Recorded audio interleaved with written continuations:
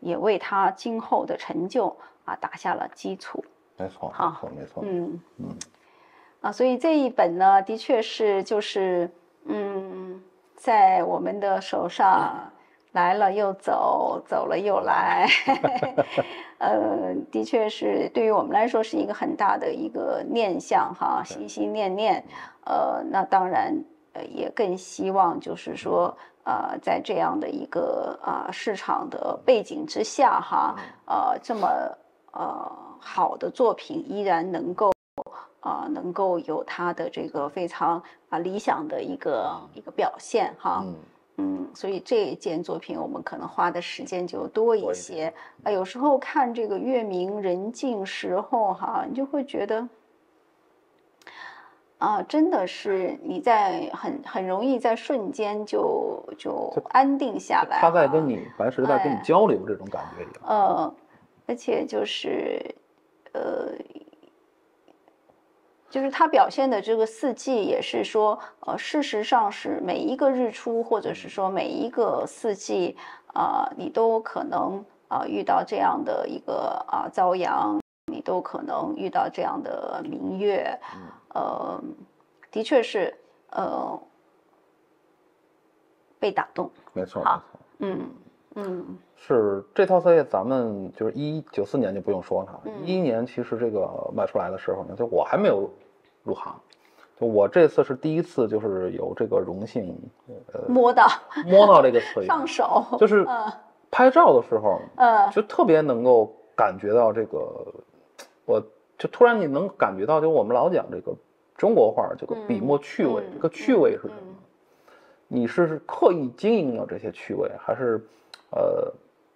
你自己没有设想，但是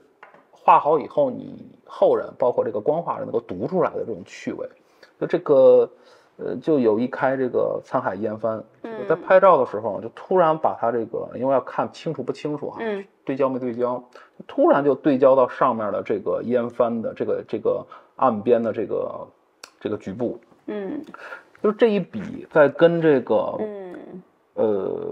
水跟墨的比例在跟这个纸接触的时候，它有一个晕的感觉，往外晕出的感觉。你放大看，它特别的像是一个坡岸上面的丛树，然后倒影在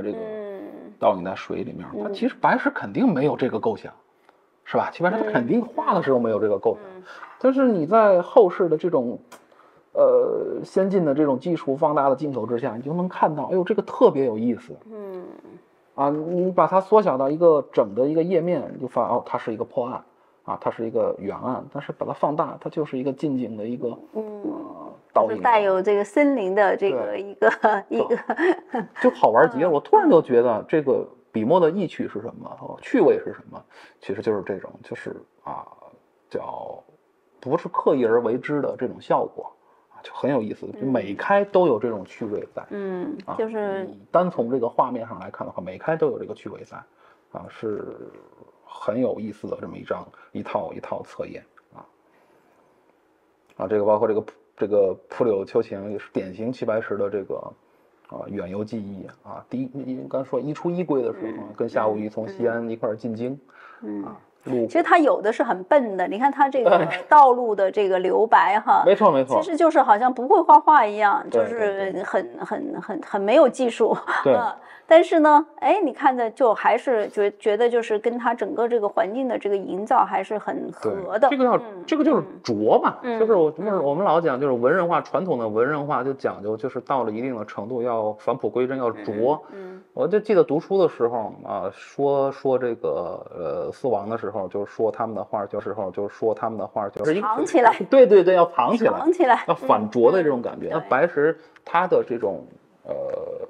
出身，他的这种经历就决定了他这个拙是天生的。他没有那么多的这个，对，他也是一个自然流露哈。所以说我们看这套册页，就每一开我第一次翻亲手过手的这套册页的时候，就每一开你都很有感触不是流于这个画法，不是流于这个题字，或者说是这个出版包括这个签儿，你跟每一开你仿佛都能跟白石有一个时空交流一样，是很有感触的这么一套册页，好了，时间的原因我们得抓紧了对，我们下一个，我刚才翻到了这个篆书啊，克莱茶当酒，克莱茶当酒。我们前一阵子不是去这个厦门巡展吗？哎，这个戴维就说，哎，把这件带上，哎，结果还真的是非常好的一个反响啊，因为我们到了一个喝茶的地方，没错喝茶至少是喝茶比喝酒要比重高一点的地方，高多了。然后呢，我们放在这个进门的这是红佛女，这是这个麻姑献寿哈，放在这个中间的这个一面墙上，暗色的底，哎，我觉得就是很有感觉。就是那几个字，它其实不大哈，这个东西是不是很大的一个匾额，3平尺，对。但是呢，它的这个存在感就是很强，那这件东西呢，其实也是在日本是一个知名的一个作品，对，我也惦记了，真是很长时间，每次去又不好意思开口那随着我们的这个茶的这个势力好像越来越强大哈，那我终于把这件作品给动员来了哈。的确是啊，那这件东西，当然他画过很多哈，这个主题哈，就是寒夜客来茶当酒哈，那当然也有人说我自己写一个客来我酒当茶，其实怎么样都好，茶也好，酒也好，主要是有客来，对，是吧？才有那个情境哈，才有那个心情，才有那个感觉，那。我觉得齐白石的这个书法呢，总是就是让人有一种立定的感觉，就是说你看到他这个字，就像我们上一次的我们这第1号拍评哈，就是这个乙卜余年见太平哈，它很多都不是什么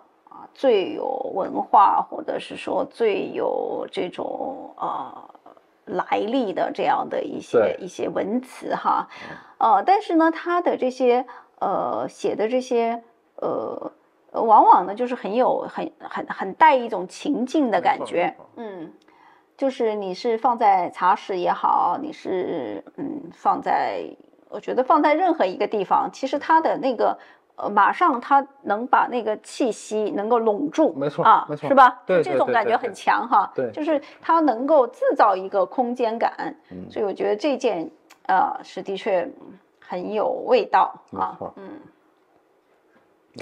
那下一件的这个九延年呢，就是其实也是一个好像跟嘉德十分有缘分的这样一个老人的旧藏哈，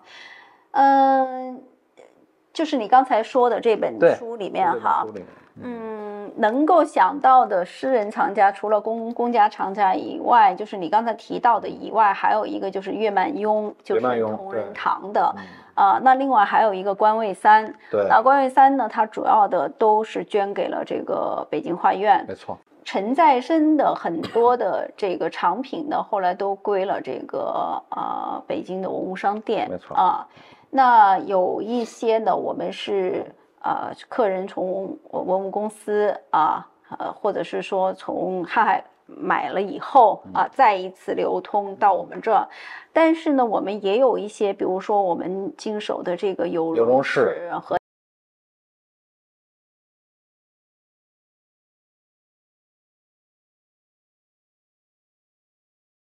他的这一方章呢，都是跟这个陈再生先生的后人委托我们拍卖的。所以有时候就是看到这一些呢，都是就其实是很熟悉，就是说你能够想象到他跟这个白石的这种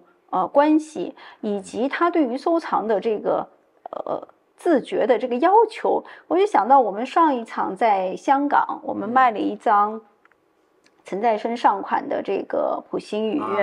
对，那几个猴子，没错，也是一张小小的画，可是呢，就是大家说，哎，你看到这个猴子，你就知道什么是这个普心鱼的猴子就是那几笔，就是那么的确定所以呢，它应该也是一个很就是说对于这个北平的活跃的艺术家的这个收藏，它都是怎么说，应该是有一定的量，也更有一定的品质。那这个对联的这个九延年是一个，其实他也是经常写的。其实这个下联是印文，它的一方很重要对，年高神剑，不不肯做神仙哈，品正心定何妨为乞丐，为乞丐，对，那我重读一遍哈。品正心定何妨为乞丐，年高身贱不肯做神仙。是，其实人也就是人一辈子就是这样，也就是这样，就是我们到最后要追求的，其实也就是这样。是要心要安定哈。好像九延连这个形制，这个九延的这个数量，好像在我们经手过的白石的篆书联里面也不算多，不算多，对。再加上这个来源，事实上也是人对于这个自我的一种诉求吧，哈，一种心平气和，身体健康，对，就很好了，没错，就是一种要自我满足的这样的一个状态哈，那这一章以后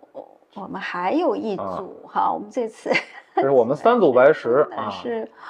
我看看下一组是在哪里，在22160号啊，菊花双蟹，我看看哈，等一下啊。很小，非常小，1.8平尺啊，一个菊花，2个螃蟹，那这一件呢，我们是征集至这个利群先生的女儿啊，那我们还有一组就是这个郝黎女士的一个珍藏呢，是在我们的另外一本叫做《乡艺集》的这样的一个日常里面有20多件，是20件，对，20件，那我想呢，这一件应该是利群先生留给女儿的哈。利群先生是山西人，然后我们特别熟知的就是对于鲁迅的记忆，就是说鲁迅是一个长什么样的人，我们都是来自于一个木刻的一个作品。那这个木刻作品，这个鲁迅像的作者就是利群先生。那他是一个就是来自延安的这样的一个老艺术家，但他同时是受过专业训练，他是一个左翼的这个美术运动的一个很中间的这样的一个人物。那他在49年以后呢，他曾经是担任这个美术杂志的副主编，那同时也是文联的一些领导的这样的一些职务。那利群先生还有一个非常值得一提的，就是他的身体非常好，他是将近100岁还可以打网球的那个可数的那几个人里面的一位，而且就是利群先生的后人，他的孩子们呢，都跟这个我们整个的这个美术界非常的熟悉来往也很多，那他的公子女儿们呢也都是藏家但是呢，我想呢，直接得自齐白石的这样的一个小小的菊花双蟹呢，一定是利群先生家的传家宝，对，是一个非常重要的一个，对于家族来说是有一个很重要的一个标志性的这样的一个藏品。那我们能够征集到这件作品，我觉得也是一个幸运。事实上，跟我们从前拍过的艾青先生的、拍过的张丁先生的、老舍先生的一样，事实上都是解放初期这样的一些文化界的领导，他们和齐白石的交往的一个留恋这个意义，我觉得事实上也是很深的。那下一件呢，就是坛酒双寿。坛酒双寿。这件有意思的是，这个他从前呢是这个英国的这个一个藏家，叫做寺庙堂主杨子康他们伉俪的这个一个旧藏。那我想我们熟悉市场的人都知道哈，这个寺庙堂的这一批作品，当年的拍卖也非常的轰动哈，也几乎是每一件都创造了很好的一个成绩。那这个杨子康先生呢，有点意思，就是我们上一场这个香港的拍卖里面，不是有一批这个给这个张静英的这个。给张倩英的这个一批的这个信达里面呢就有提到这个杨子康先生。那他当年呢是在英国有一个饭店，那他跟这个张大千的这个交往呢很深他的餐厅也好，是他的画廊也好呢，都是张大千给他们提的。那他的这个收藏呢，主要也是以这个近现代为主，因为他的这个交往，也因为他的这个相对雄厚的这个实力和非常好的一个时机，使得他成为一个作品的收藏作品的量和品质都很高的这样的一个藏家。那这个作品当然是一个非常好的意头哈，这个盘酒双寿最擅长的三寿其实是也是他非常非常擅长的一个构图。然后他左下角的这个压印是这个人长寿，非常直白。而且呢，这个也同样是欣慰，所以有点意思有点意思翻译点那我们看下一件，下一件是书香图。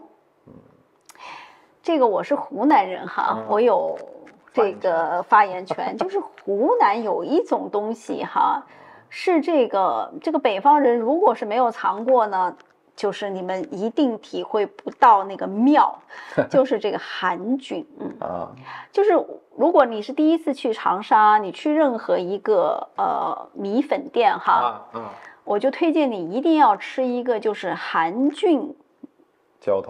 浇头的米粉。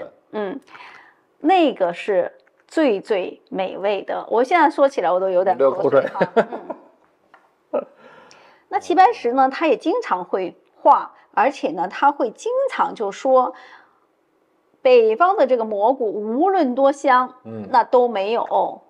南方的没有我们湖南的那个菌子，他经常说是菌子其实就是韩菌的那个美味怎么都不如。事实上呢，这个韩菌呢，如果能给它煎成这个做成韩菌的菌油如果你煮面的时候呢，放一点，那也是非常的鲜美所以呢，我觉得就是这张画我一拿来一看，我特别喜欢，我就觉得哎呀，它这一篮子的菌子，画的真是鲜活淋漓，而且这个菌大小相背之间的这个关系和这个篮子的这个搭配，包括笋，包括萝卜，都是就是信手拈来哈，这一块真是太棒了，然后呢，再加上它这2颗白菜和它的这个长题，最近呢，事实上我觉得市场是有一个很明显的一个倾向哈，就是说，那我们的藏家呢，从求真到求趣味的这样的一种不能说转变，是一种进步吧，事实上是非常的明显的。就是说我这个画面多一点点趣味，可能就比常规的也是真的这样的作品呢，可能要高很多，最后的这个成交价。那事实上呢，就是说，我不管是一个我只收藏近现代书画，还是说我对书画也有兴趣，我对瓷器也有兴趣，我对家居也有兴趣，我是一个跨界的这样的一个藏家。事实上，一个画对我来说特别重要的是当然是谁的很重要，是吧？那意味着很多价值的一个论断。那第二重要的就是他画的是什么，没错，就是这个题材和他的这一张作品里面涵盖的一种情趣它是不是唤醒我的关于家乡的记忆，或者是说唤醒我某种我学画的时候，我可能学过这个东西，我当时一直没画好，我现在有能力了，我可以买一张他的原作那同时呢，还会呢，就是说，他要体会到这个画面里面，就是说，这个画家当时在创作这件作品时候的心境。我觉得这个东西，你很难准确的论断这个事情，但是呢，他这个情绪呢，他一定是跟随着这个画面的这种。情节和这个画面的整个的这种布局和它的这个呈现出来的这种节奏感，它是流露出来的所以是昨天还是前天我跟一个藏家就是在交流，他写很多关于他自己藏品的一些文章，他的角度就很新奇比如说他是哪件作品是如何打动他，或者是说哪件作品是在他们的家庭里面起到了一个什么样的一个大家的一个共识他就说事实上我们要分享的不是说我是要知道他是怎么画的而是我希望就是说我分享到这个作者当时当刻的一个跟我共情的地方，有交流。就是我就觉得他说的特别到点子上，就是说至少是我看到的这一刻我跟他是共情的这对于我是不是要拥有它，我有多大的决心要拥有它或者是我要珍藏它这是一个非常重要的一个点所以这一张作品里面我觉得也就是说他对于这种蔬果的一项的这种描绘里面呢，他多了那么一丢丢东西，是吧？这一篮子这个蘑菇的菌子，我觉得其实是一个这张画的一个亮点。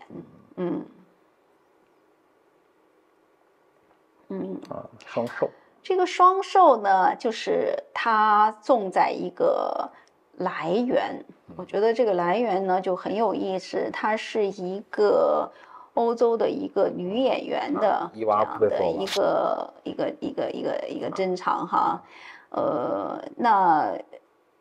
事实上那个时候跟东欧的一些交往，很多时候可能都是容易把他们又带去参观齐白石的画室，然后让他跟他们有交流。然后如果特别喜欢的话呢，可能就会画一张送给谁怎么样，所以我们经常会有来自这个东欧的这个早年藏家的这个齐白石的画作，但是对他们来说也是真的是一生的这个珍藏。没错。下面那个也是东欧不是这个不是，这是这个平安贵寿那明明是个贵寿，为什么还平安呢因为有个瓶子就是我们给它再生发一下就是说它是一个平安贵寿。我觉得这件作品呢，它就是一个怎么说标准件，对，标准件就是说我有这样的一个定件也好，是说我要画一个这样的就是跟季节相关的我可能我的桂花树上面桂花香我闻到了，我结了一支，我插到我的瓶子里面，然后正好有这个桃子，我把这个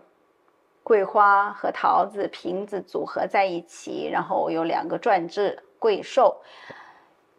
这样子的作品呢，我觉得其实它就是一个怎么说？我们领略齐白石的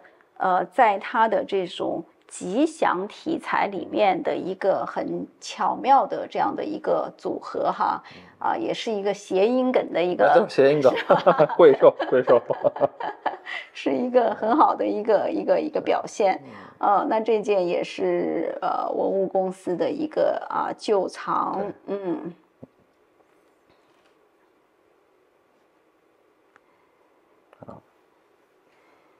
好，菊蟹。我们下一张呢，就是这个菊花开了，桂花开了，就是又到了这个吃螃蟹的时候哈。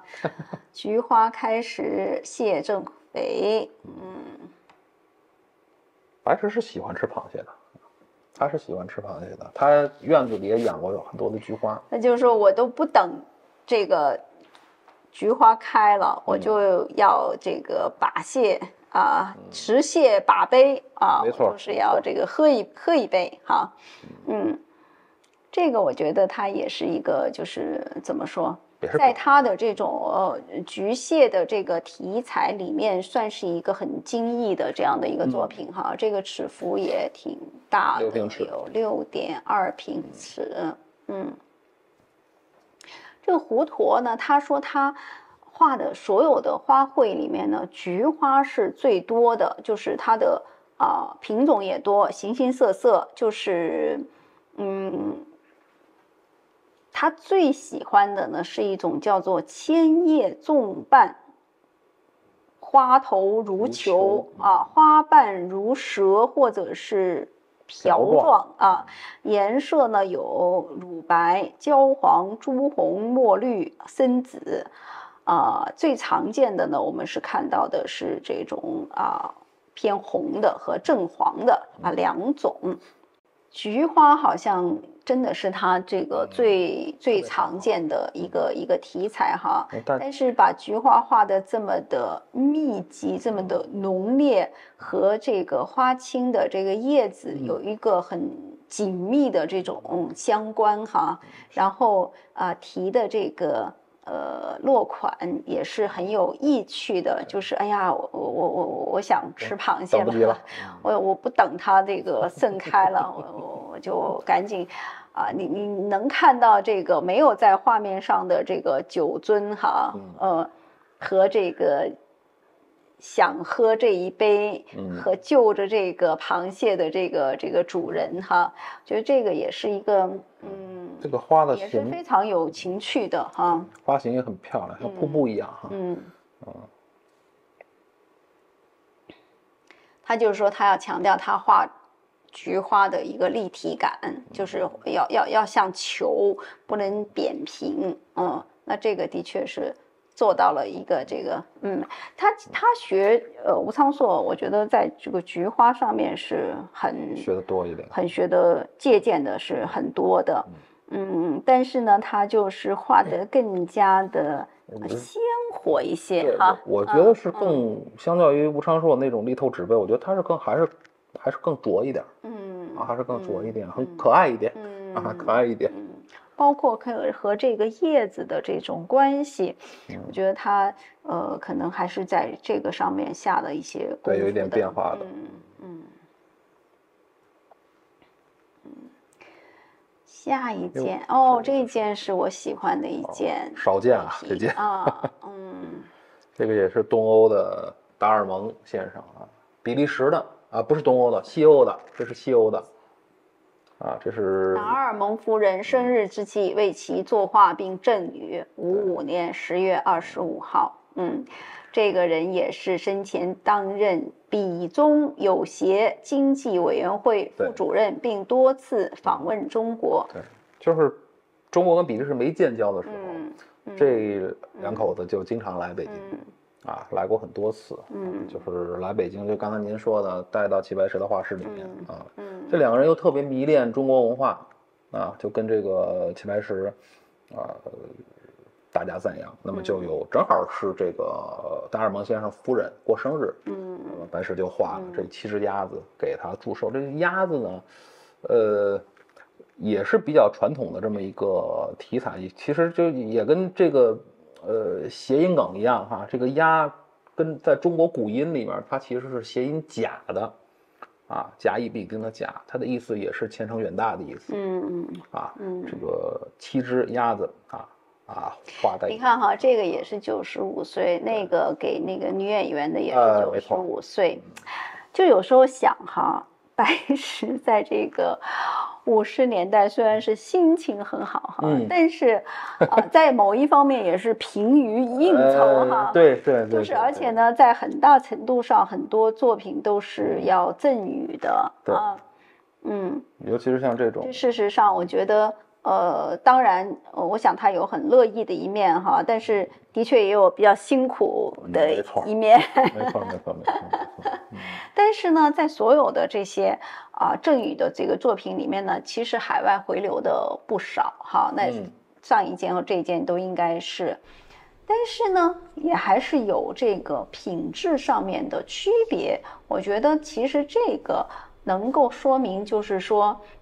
这个白石和这个郑宇人的一种沟通和交流，那事实上它还是有一定的分别心的，没错啊。那这张作品呢，事实上在海外拍卖的时候，我看到我就觉得特别喜欢，就是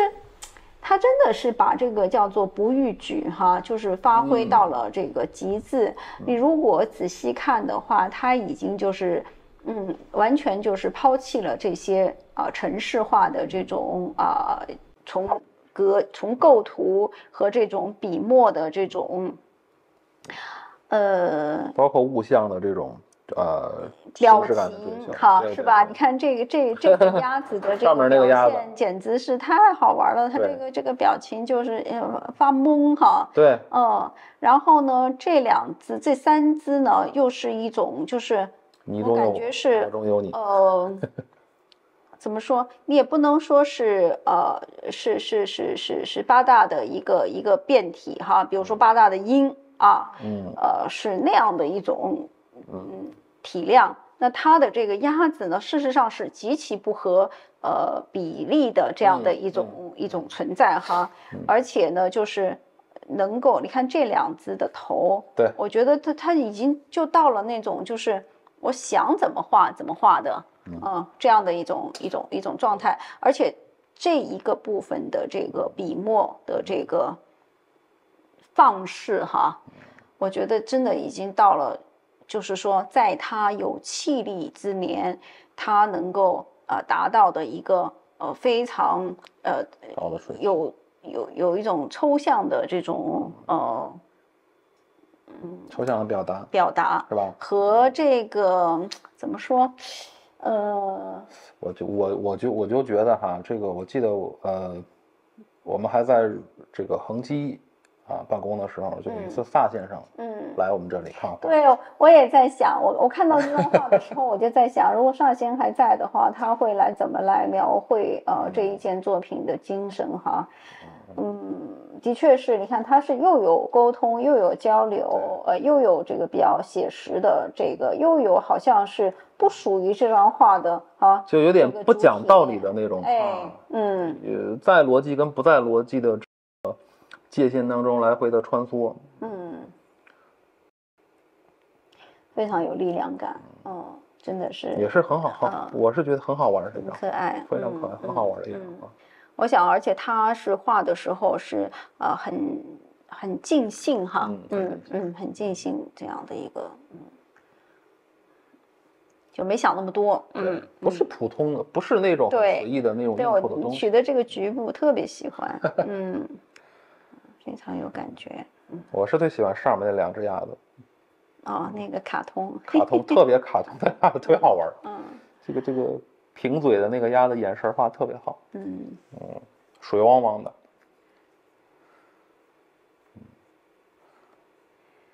好，看到他2个95岁的，我们又要回到他的早年了年啊，2本早年册页啊。这一本册页能给我们看一下吗？哎呀，这本是好，清水的一本册谢页谢。那这本册页的藏家呢，和我们之前提到的这个稳坐啊，这是同一个藏家，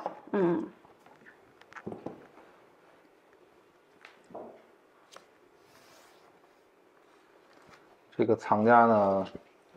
也是得自多云轩哈，多云轩，不是仿啊，没有仿，没有实开这套册页实开，早年的一套花虫册，很工细的一套花虫册。我看到呢，我的第一反应呢，就是想到我们之前经手过的一个是画给杨度先生的一个，也是实开，差不多同时期的哈，比这个好像尺寸要稍微再大一点点。那个早一点，那个是21年的，这是24年的，那本是绢本。那同样也是这个金龙体的这个落款。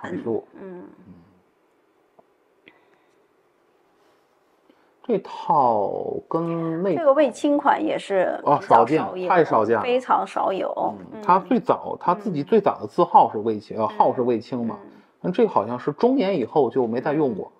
所以说非常少见这个卫青落款。甚至会觉得呢，还有一点点装饰性啊，有一点。而且它的这个虫呢，都是一种小写意的这样的一个刻画的这个方法，用色也是这一册的非常不一样的地方。这套是很完整的一套册页哈，就是每只虫子跟这个搭配景物的这个关系处理的特别好。而且这个你看，这个虫也是一个很大的虫，是吧？它占一个主体，它跟后面的这个草的这个草间偷活，这个异趣，但是呢是一个大虫子啊。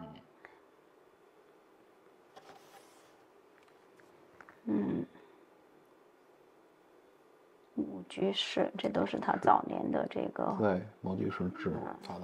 早年的款书。这个特别可爱太可爱了。而且你看它这2个，还有用了一点点粉色，这个就是偏草虫一点，这个就是很拙，它这个花的这个处理用笔是很拙，而且它的这个着色也是用一种很新鲜很没有调和的这样的颜色，很有活力，就只给的这种感觉，芋头。这个也是，就是他反反复复的，就是把这个芋头入画，我觉得受这个金龙的影响还是很大的。是刚才那个新闻有一开，那个山画的也像芋头。阿芝早年。而且他把每一件东西的这个物的这个比例，画的就是很不像正常的一个比例哈。这看也漂亮。这个动态对，这个北方应该叫喇喇鼓这个虫子。这一看也是非常美。那我们就要说一下这个上款这个右威先生。这是。就我要用一句话总结这个右威是个什么人，就是说，如果说梅兰芳是齐白石的贵人，那冯右威。冯耿光就是梅兰芳的贵人等于梅兰芳是一左一右，一个齐如山，一个冯右威齐如山是在他的艺术上给他把关，每一个小关都要经过他的这个千丝万缕，那冯右威就是在财力上给他无尽的推手，就是甚至是就是说不计成本的这样的一个，所以你说他怎么能不成功？他本身又这么有实力，所以有时候想一个艺术家的一个成功事实上站在他边上的人都是非常非常重要的。那冯右威当时是这个中国银行的行长，首任中国银行对。是非常有实力的，但是我想他经常和齐如山和杨度他们这些人都是在一起，所以他对于这种画的这个要求和这个眼力，事实上也是非常的格调很高的，所以呢这一本我觉得就是其实是一个秘藏重见人间的这样的一个作品。那同时我们也看到了这个齐白石对于他的恩人的贵人的这样的一种尊敬吧，就是说他是一个怎么说绞尽脑汁的这样一个太用心了，他一点都不比那个给那个杨度的那一册对他这种用心的程度，因为他越小其实是越难这个构思，太可爱了，所以这一本是就特别喜欢，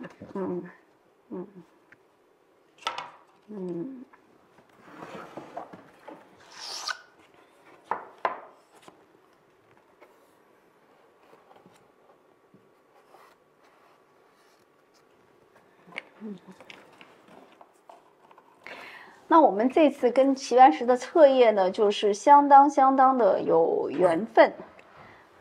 到有点都不敢相信。那我们接下来还有一册呢，就是齐白石画给林文渊的一本水墨的册页。这本也是。那这一本早还是？这本早，这本更早，这本是吧？这本那其实我们这一次好像跟他的这个相对早年的作品对，这本是癸未年的一本册页，那是辛未年，是癸未吧？我记得是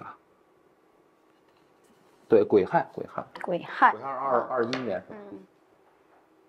这个呢也有一个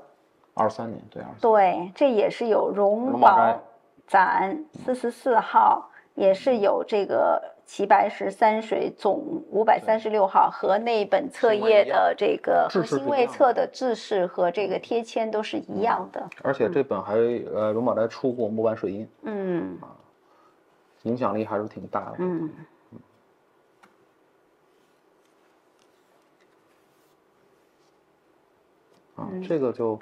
这个是以山水，也是以山水为主哈。这个齐白石咱们也是我们卖的吧？这个《龙山七子图》，就那个图式跟这个非常像啊。龙山七子就是他的早期的代表作。对。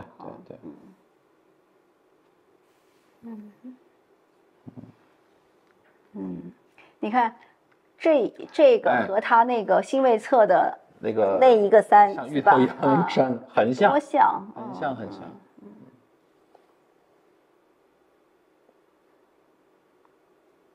八叶楼。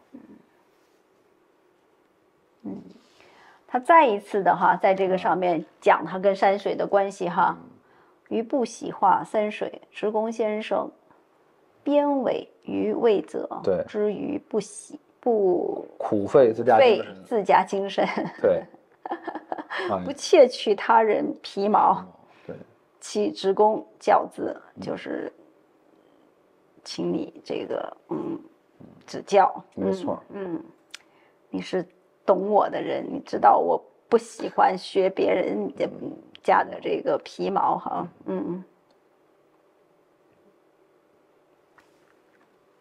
所以有时候就是这个题材也是就是你有一本山水，就是还会有一本山水，就是都会来，好像就是来集中到这儿来一样。这也是12开。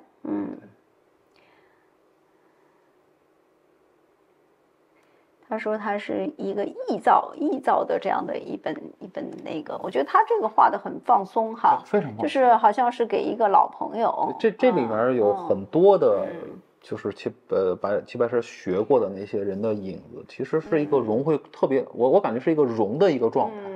态，一个融的状态，然后能把这些人全融在一起。你看这个等于是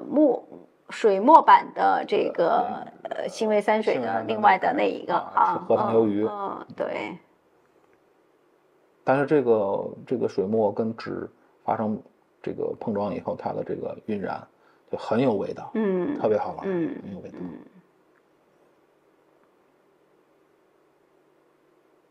就是能把这个俗子的这个对笔到它控制到这种状态是真的不容易的，因为它底下还有这个乌语哈，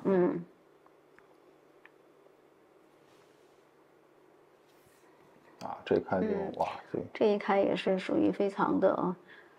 这放纵，对，这徐渭嘛，这就是徐渭嘛。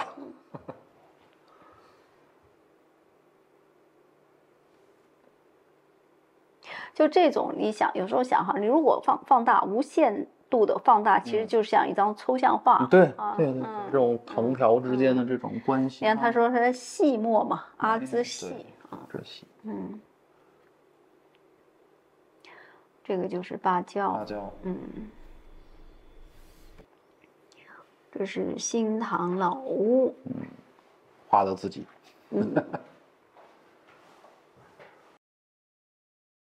就是你看这一开和那个新魏三水那一开，这个莲花这个游鱼哈，对，如出一辙。其实也是一个图式，但是呢，就是这种俗子上面，它能够控制到这种水墨的这种发散这种，对，它就控制力非常的强，然后。就有的时候你看这种标准件哈，还是就是过瘾哈。你哪怕是这么简单的一个落款哈，310印符，你都觉得这才是白痴对，就是这种感觉，这一开也是哈，是它的细画细作就更加放松了，所以我觉得他给冯幼薇的那一册呢是比较刻意的。是比较甚至有一点点讨好，就是我要画的特别的巧妙，我不能让你挑出毛病。对，我是一个很完美的。那这一册呢，它是有一种就是特熟，我跟这个就是他对于林文渊来说，他可能会觉得他们的关系会更近一些，有点这个客来茶当酒那个客的那个对熟人知己熟人那种。对。所以他会有我就画的好玩儿，我也当一开哈，你也懂我，对，懂我，对，他是没有防备的这样的一个状态哈。芭蕉，其实芭蕉就是取自就是他的印象图式来源，对他的芭蕉书，他的这个所有的这个跟芭蕉相关的哈，其实都是芒市的开始的吧哈，然后是新坛老屋后人这个就算是一个自画像了，一个馒头山，对，其实后来这个黎克染某些这个山其实也有这个馒头山的有点意思，有点味道，可能它那个形，图式的样子可能是跟齐白石有点关系，这个也是，你看他是写的20年前，这也是属于五出五归所见的。五出五归，那应该是时间算是2出2归的时候，去那个哪儿，去这个南昌的时候看到的。这个他也是画的特别的松，松快，水纹的这种感觉。这是船。归帆这种归帆桥，而且它的桥是特别有特点，有意思，特别拙。就是我每次看它桥都是觉得就是好像不会画一样，就画太好的那桥肯定就不是他的。对，它的桥是非常拙的。这种构图其实很难，非常难的，有大片的留白这个要把这种画面的这种意思表达出来很难的。你看又是我们这次碰到了3件这个归帆。其实平常碰一件很难嘛，非常难。这回有3件。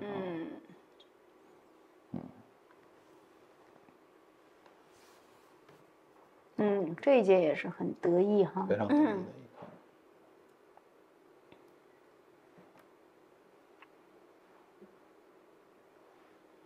事实上，你看哈，你说他是不是有一点借鉴这个李福堂的那个武松图？有点，事实上是吧？他也是有一点。那他的这个草坡，他可能又是学的另外一个，就是他其实还是你要说他完全不学谁的皮毛也好，怎么样也好，也并不是。但是呢，他还是就是说更乐意把这些东西变成自己的，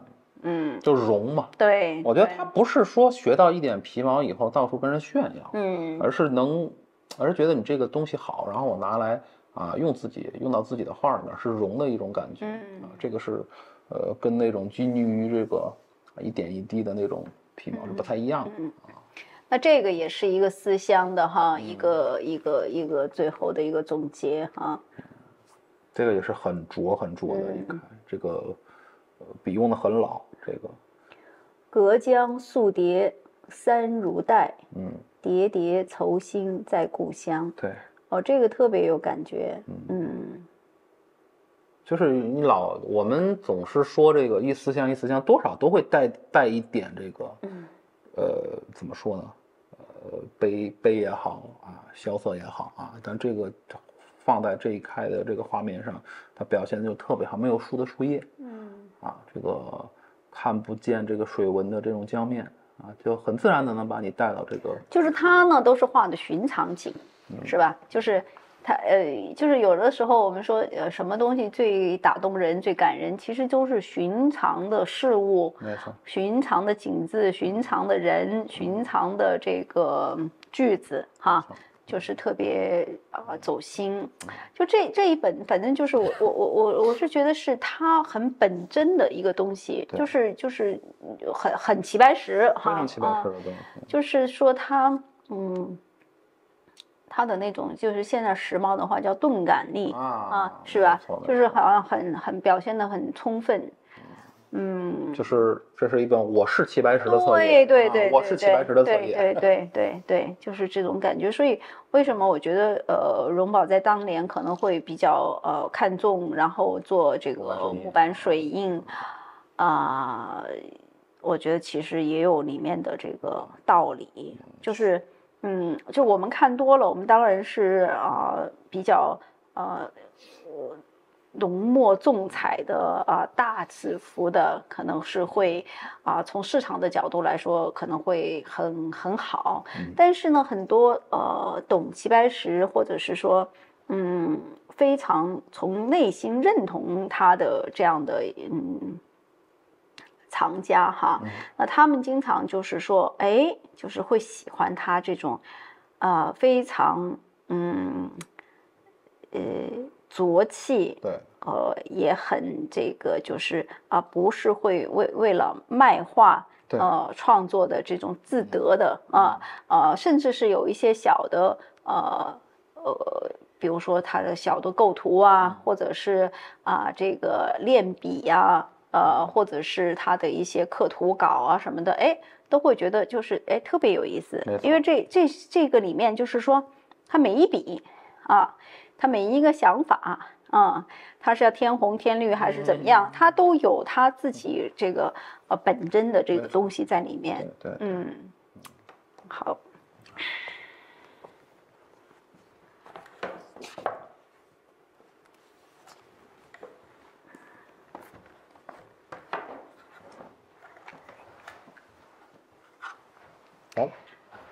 好啦，这是我们要结束我们的齐白石之旅了。对，就是每一个季度呢，我们能够碰到的这个作品和我们能够有幸遇到的这个这些大家们的这个作品呢，事实上。其实每季跟每季都非常不一样。事实上，好像这一年当中春天完了，秋天来，你看上去市场也好，是说我们被规定的这种市场的这种要素也好，是差不太多的没错。但是呢，其中呢，就是在我们征集的过程当中和我们的这种机缘巧合，最后能呈现给大家的呢，都是，还真的挺不一样的，那我想，这一季我们有大女主这个大千的这个红佛女那如果说男主人公的话呢，可能就是这个画家齐白石了那他带给我们的这些册页、这些花丛、这些它很奇妙的这些作品哈，就是构成了一个就是我们能够相对是比较全面的哈，能看到他的这个创作啊，所思所想，当然就是说我们还有这个600多年前的这个喜宴的这个童子哈，就是在每一个画面的这种关联的里面啊，我们读到这个艺术家创作出来的图像、图示啊，以及当时当刻或者是流传了几百年以后，它带给后人的一些所思所想也好，是对于笔墨的这种感悟也好，对于这种水墨的这种进程进阶的这个也好，就是每一个人他的角色不一样，他让我们更加丰富的来体会一个画家或者一个流派，或者是说一个艺术这个画派的对于市场的贡献，就是因为有了凡此种种的这些很奇妙的这种巧遇哈和姻缘哈，就是让我们这个工作呢变得呢更加的有意思那我们呢也很愿意呢把我们自己真实的所思所想所欲所感和大家交流，就像这个老朋友一样哈，就是说一说这个很常规的这个家常话。我们看到的东西可能跟客人看到的东西，跟买画的人来看画的人看的东西还不太一样。但是我们呢，在这里把我们感受到的一些话呢，说出来。然后呢，也特别期待在预展的时候跟这个客来茶当酒的这些客人们这些熟人们有一个更深层次的一个交流，交换一下对新会山水册、对大女主、对于西山高会、对于齐白石、张大千、傅抱石每张画的这个看法。所以呢，我们希望在预展的时候呢，见到大家，和我们一起看画喝茶。谢谢大家。好，谢谢大家。